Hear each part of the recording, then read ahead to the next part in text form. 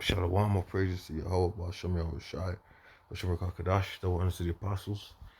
Salute to your brother's teaching. So this is a real quick hitter. It says WEF announced recruitment of information warriors to control the narrative on social media.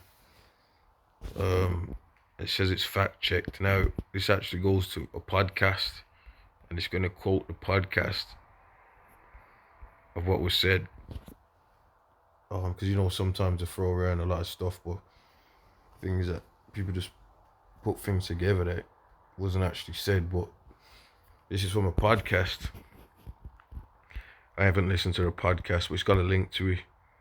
It says they announce, and we know this is true anyway because the information just come out where they were saying, "Yo, don't talk on the Rothschilds." So anyway, it says information warriors to control the narrative on social media. So let's read down. The WEF has announced it has recruited hundreds of thousands of information warriors to control the net, policing social media and forums for misinformation and conspiracy content, which will then be systematically shut down. So everything's happening all at once. You gotta see it. According to Swabs, misinformation on the internet is an infodemic that is potentially deadly, requires a cure. The definition of misinformation, according to WEF, is anything that disagrees with. This means that information warriors will essentially be engaged in the act of shutting down dissent. So it says conspiracy forums and YouTube comment sections are being targeted by the digital first responders, quote unquote, who pretend to be ordinary users of the platform. You listening to this, man? But are actually working to disrupt proceedings and support the ideology of Swabs, WEF. Now, like I said, this is really coming from them top international banking elites. And all these pawns are working for them. Bill Gates, Swabs, this, that, whoever. Because this whole system, NATO, this global grid thing, it's all about one world government, one world order. That's why what I'm saying? It says announcing the news on WEF podcast, UN Communications Director. So here goes the UN. The UN Communications Director, Melissa Flemming, said, so far we've recruited 110,000 information volunteers, and we equip these information volunteers with the kind of knowledge about how misinformation spreads and ask them to serve as a kind of digital first responders in those spaces where misinformation travels. She said, so really, it's if you really want to go into it, it's I don't know why I didn't put her on the front of this article, but it's the UN Communications Director, Melissa Flemming. It says the WEF are subliminally influencing the masses in order to push their narratives onto the people. So they got a link to the podcast. I might post this article in the description so you can find it and listen to the podcast if you want. I might watch it, I might not. It says also on the podcast, mainstream journalist Mike Little sets out potential solutions to the infodemic, they're calling it. Little has worked for Twitter and founded Storyful, a social media news agency closely linked to the fact-checking program. He has now launched Kinzen, a company which is threatening to use artificial intelligence to censor online content. So these are quotes. I've started to see the spread of misinformation as a global health crisis. So now, it says Little tells world versus virus. Misinformation is that serious a threat to our society. So we know where this is all going.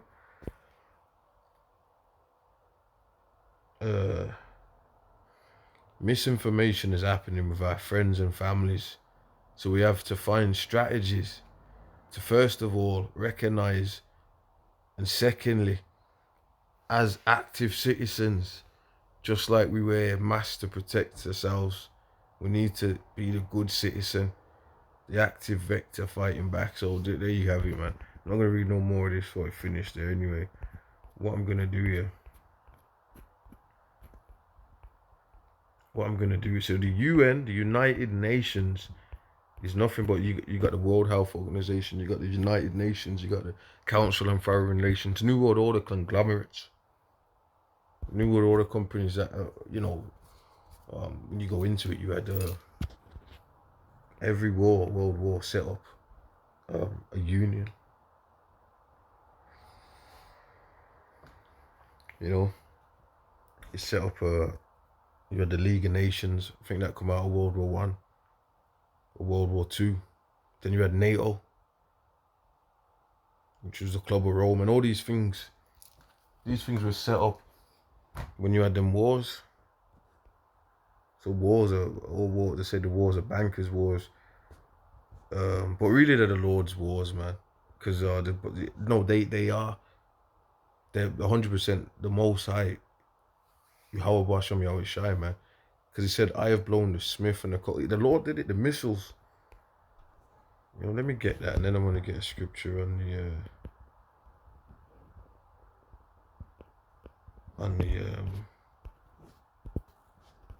Okay, this ain't Satan's making this not work. You can see that, right? I'm pressing the buttons and it's not. Let me try something. Let me try the other one.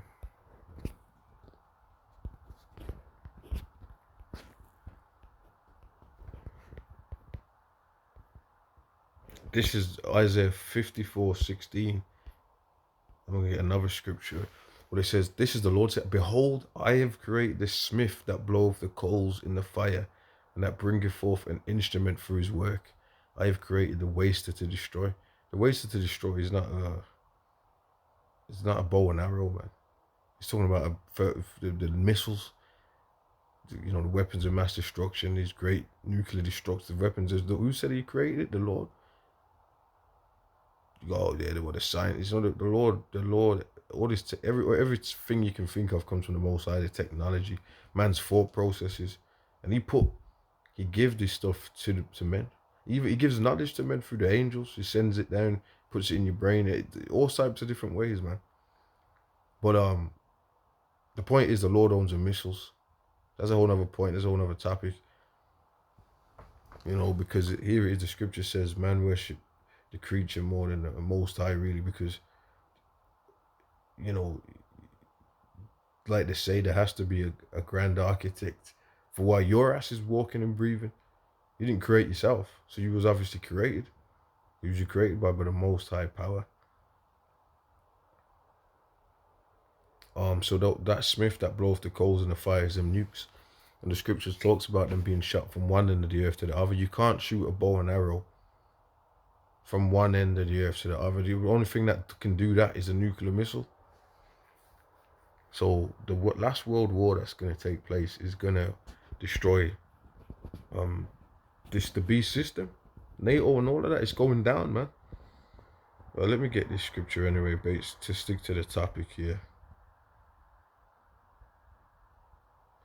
There shall be a famine, but it says not of hearing the word, not of bread, but of hearing the words. Let's get that quickly. Excuse me.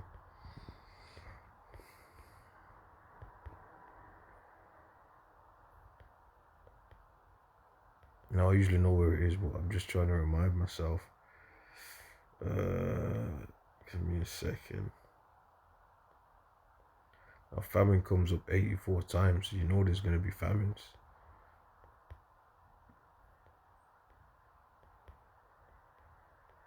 You know what, let me put in here, Amos 8:11. Behold, the days come, saith the Lord power, that will send a famine in the land, not a famine of bread, nor of thirst for water, but of hearing of the words of the Lord. So they're planning to shut down this internet, and it will. To close down them communications, criminalize anybody that's in the truth. And then what happens? Then through the spirit and power of Yahweh Shem Yahweh Shai,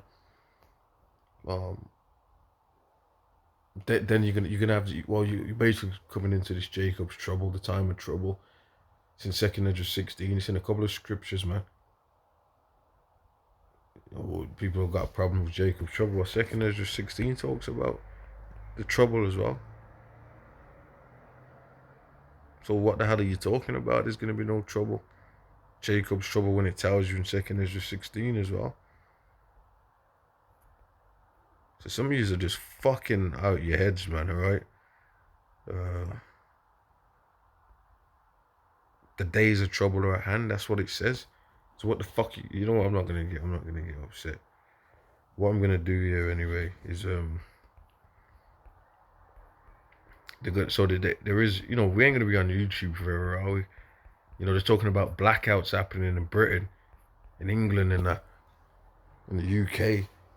They're talking about blackouts happening this winter or next year, but they're talking about them this winter. So things are changing out here rapidly.